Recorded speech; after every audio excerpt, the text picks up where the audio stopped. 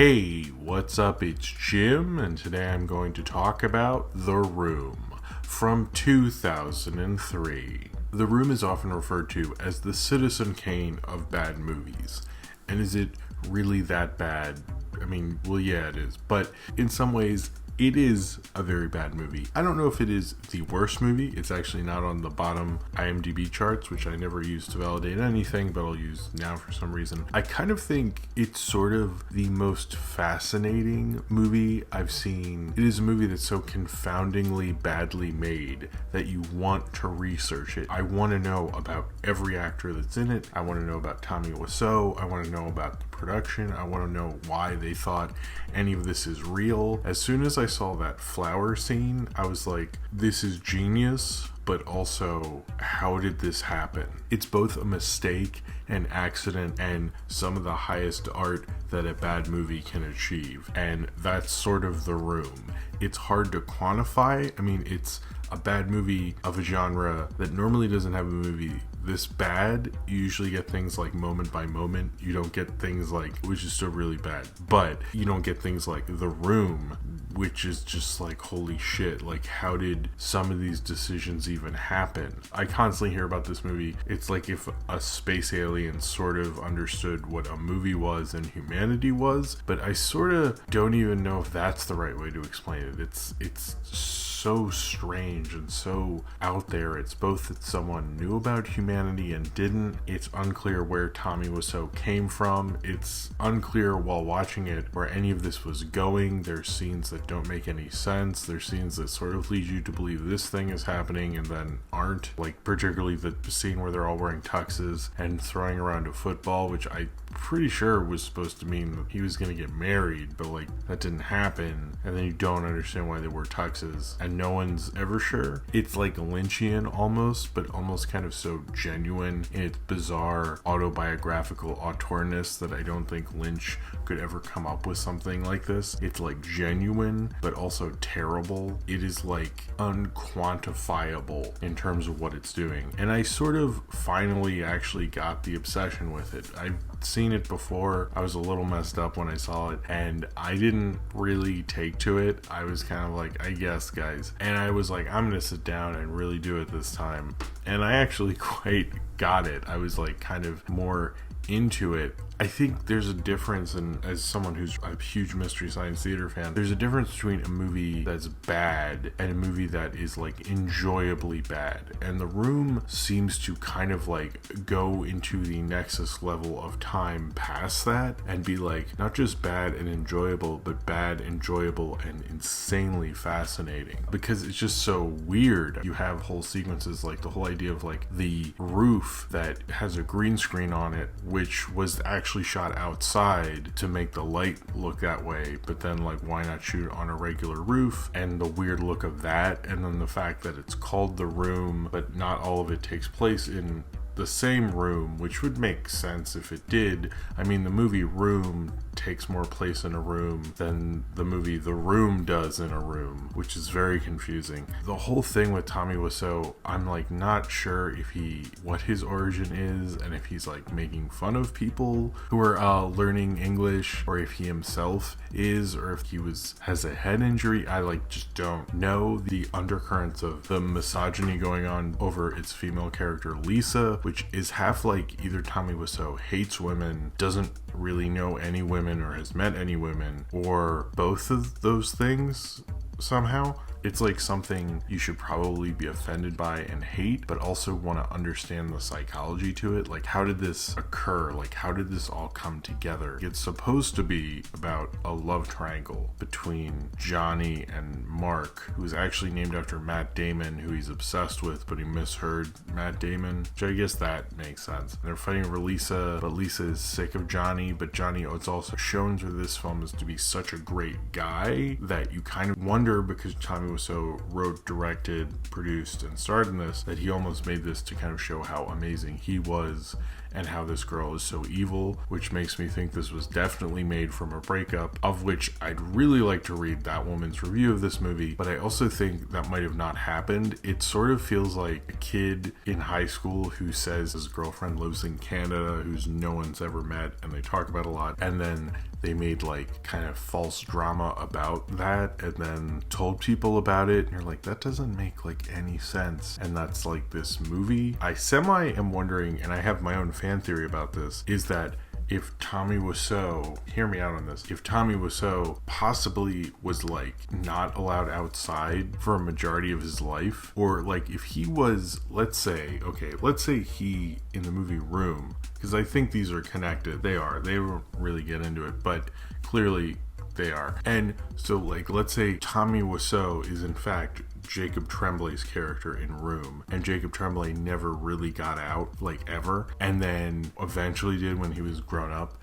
and then went out and somehow made money. I don't really understand that part of it, and then made this movie, and his understanding on humanity, that is the only way any of this makes sense, and it still doesn't. It is like scribbles on the wall of an insane person who sort of gives up halfway through in terms of some sort of a coherent plot structure. There are just scenes that make no sense. There's sometimes they're recreating things on set that don't really need to be created on a set, and then there's sometimes they actually go on location, which is confusing. I don't think they know what football is, and that plays a major factor into this movie. You have to see this movie to believe it. And it also has pictures of spoons everywhere. It feels like a student film that's made on the set that the school provides, but like they spent way too much time there and suddenly made this like epic feature, and you're sitting there watching it and you go, I just wasted a semester. But I also think this is an amazing piece of cinematic gold somehow. It is so weird and endlessly fascinating. Thinking about the things that like the breast cancer line is just strange. Like everything with Mark, Tommy Wiseau's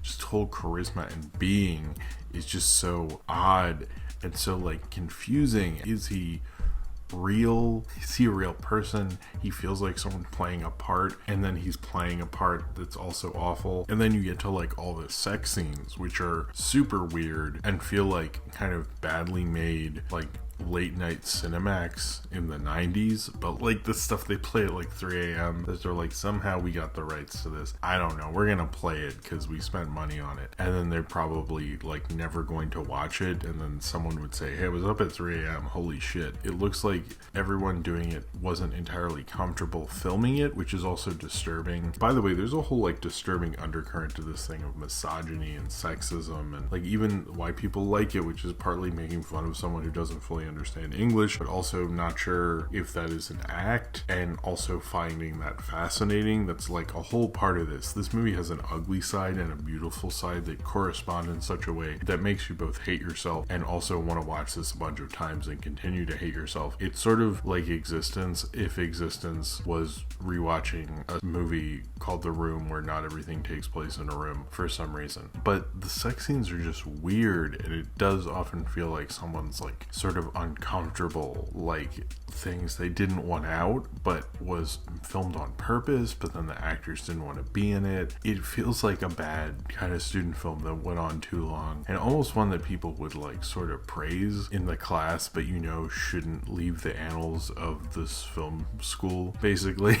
This is an insane, crazy movie, and I guess I sort of get why it's become this epic kind of bad movie, because it's so fascinating. You want to watch it. You want to watch this bad movie over and over again. But I don't think it is the worst bad movie, but it is probably the most fascinating bad movie I've ever seen. I don't think Tommy Wiseau has the talent or ideas. Okay, forget the talent part maybe, but has the ideas or the naivete of Ed Wood. There's nothing about The Room that's good. Ed Wood had like maybe some ideas that could be made into a good movie. You can almost find him a little more interesting in terms of what he's trying to do in terms of trans cinema and sci-fi stuff and everything like that, and using Bela Lugosi certainly, but Tommy Wiseau has like none of that going for him. Anyway, what I'm saying is The Room is probably worse than Plan 9 to a certain regard, but it is so endlessly watchable and interesting. And if it was on, I'd probably keep it on. And it's almost like, yeah, it's known as like a good bad movie, and I totally get that, but I think what makes it good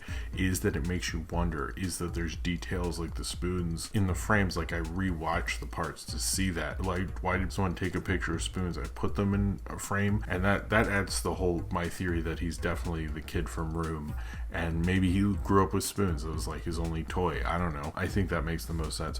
Why does the poster look absolutely nothing like this movie at all? Why did this happen? Clearly, this movie means that there's no meaning in anything, because this could exist, but you also feel like there had to have been some force behind this other than Tommy Wiseau. Clearly that he was challenging, that we as humans can't really comprehend, and I also sort of don't want to, because it both scares me and interests me. The psychology of this movie makes no sense. Why they have a psychologist in this, and that's super weird. The whole thing with Danny, there's too much to even go over. I'm surprised there's not a channel that just does room videos, which I'm sure someone will link in the comments, but I'm sure there is, and there could be, because it is a movie you can piece through, but it's also total shit.